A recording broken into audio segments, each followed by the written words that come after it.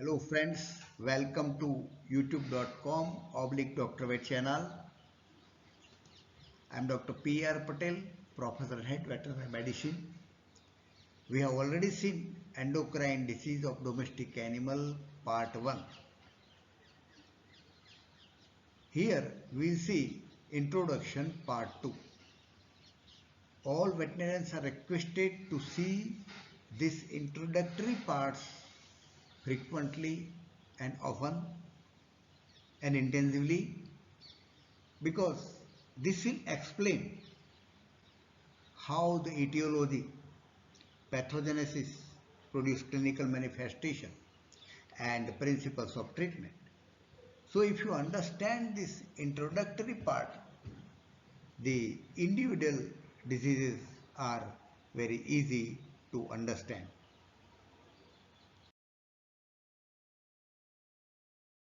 Endocrine diseases occurring in domestic animal and more commonly in dogs and cats.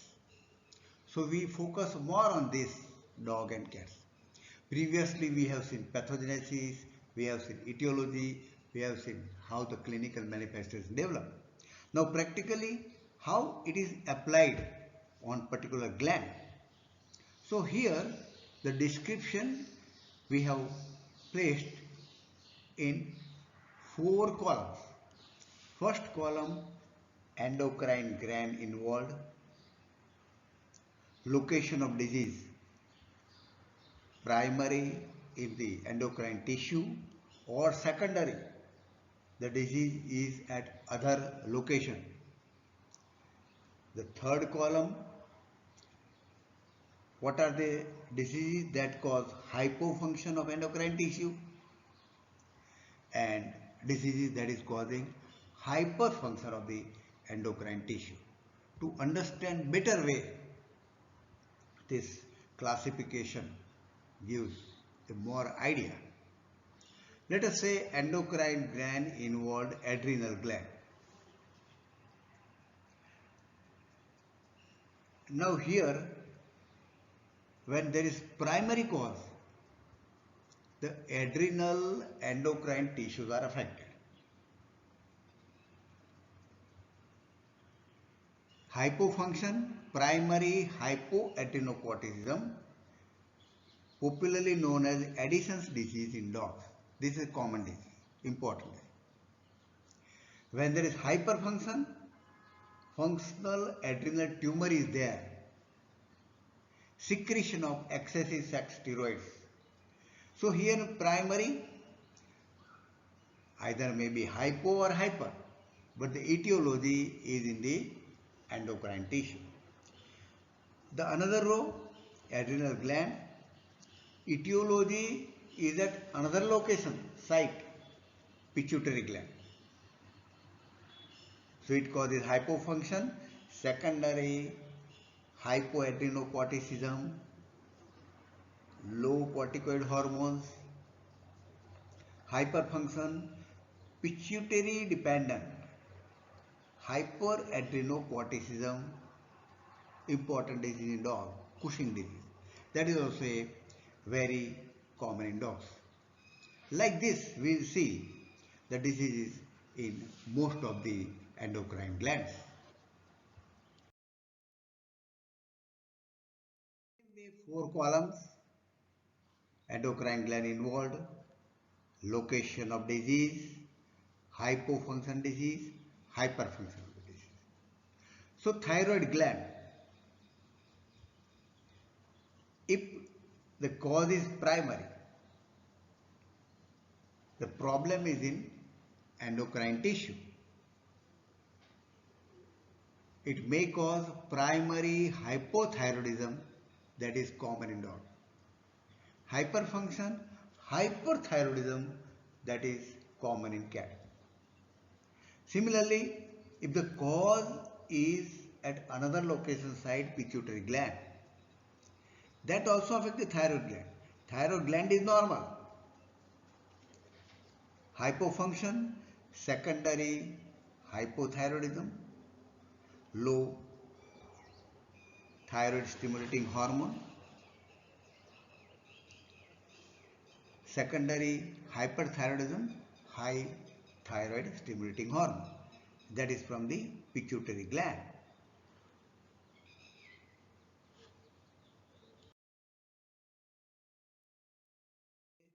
Parathyroid gland, primary disease or secondary. Primary hypofunction, primary hypoparathyroidism, low parathyroid hormone. Hyperfunction, more secretion, primary hyperparathyroidism, high parathyroid hormone. Second row,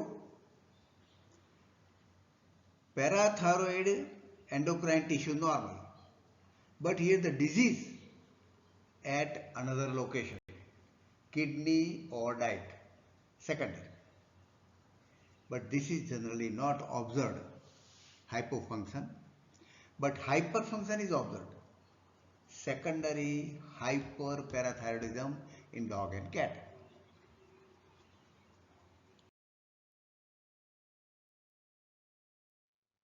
Important organ, pancreas. Pancreas. Location of disease in pancreas itself, primary. So here hypofunction is diabetes mellitus 1, low insulin level, and that is common in dog. That is called as diabetes mellitus 1. When the disease is primarily in pancreas endocrine tissue, it is called as diabetes mellitus type 1. Hyperfunction, when there is tumor of the pancreas, insulinoma, that causes high insulin level, common in dog. Second row, secondary, pancreas endocrine tissue normal. The location of disease at multiple sites, and sometime including in pancreas also, refractory. So this is called as diabetes mellitus type 2. Understand the difference. Type 1 is mainly primary. Cause is primary in the endocrine tissue of the pancreas. Diabetes mellitus type 2, mostly the cause is at other site, multiple sites, and rarely in the pancreas. Here the insulin level is normal or high, that is common in cat, and hyperfunction is generally not seen.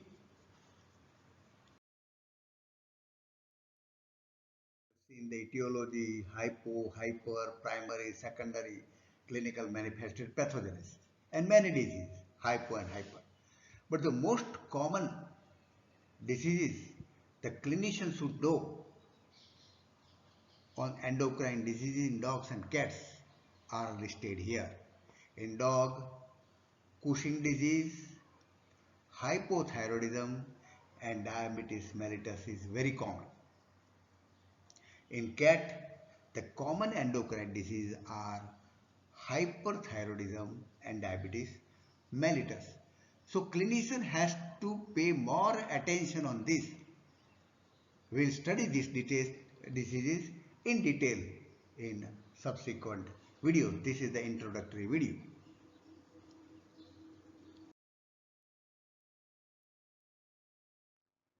The last topic is a very important topic, treatment aspect or correction aspect. Understand the principles first, then regarding the individual disease, we will narrate later on. Therapeutic principles of treatment of endocrine disease in general. How there is therapeutic approach, that we discuss here under the different heading, accurate diagnosis, frequent monitoring of the treatment, clinical manifestations, treatment of one group of disease, that is hyperactivity or hyperfunction, treatment of another group of endocrine disease, that is hormonal deficiency or hypofunction, and a separate group, protein or polypeptide hormone deficiency.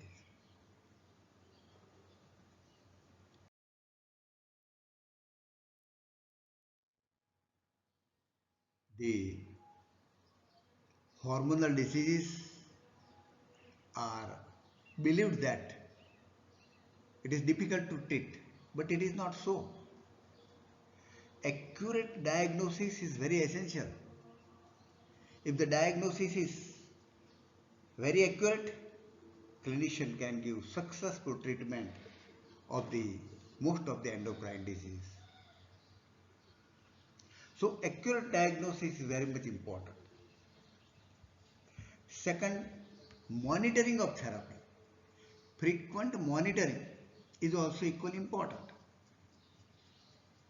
It includes the clinical evaluation,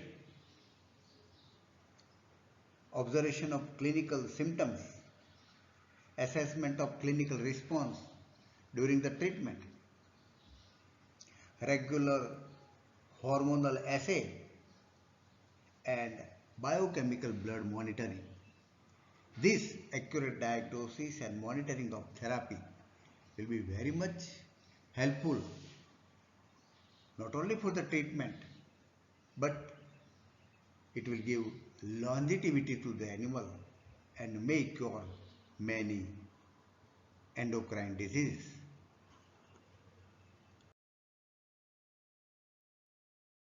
In this treatment of endocrine diseases involving hyperfunction, excessive secretion of hormones.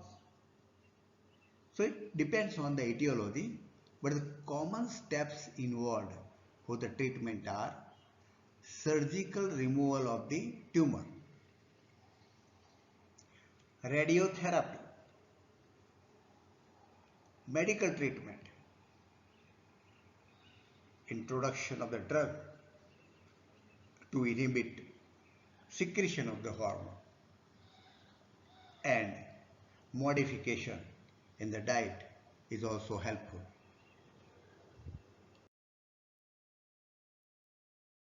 We have seen the principles and line of treatment of endocrine disease showing hyperfunction.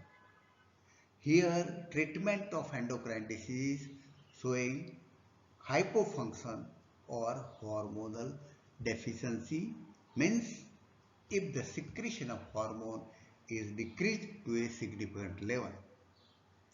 Here, very clear-cut treatment. Replacement of the missing hormone. Simple treatment. Replacement of the missing hormone. Either that can be administered orally or by injection or by any route. But here, proper dosing schedule should be maintained to get a complete and smooth cure of the disease.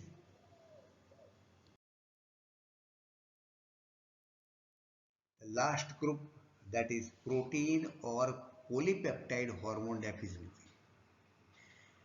These group of diseases are difficult to treat due to several reasons.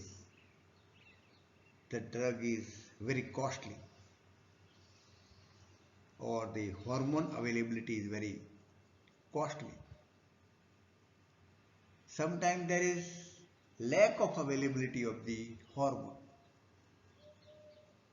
because treatment is very costly, so nobody will keep such drugs or hormone.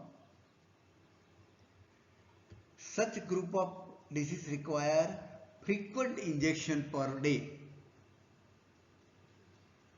So that is a hindrance to the veterinary practice. And because it is protein polypeptide hormone, there are chances of anaphylactic adverse reactions that may pose a problem. So due to these reasons, protein or polypeptide hormone deficiency are difficult to treat.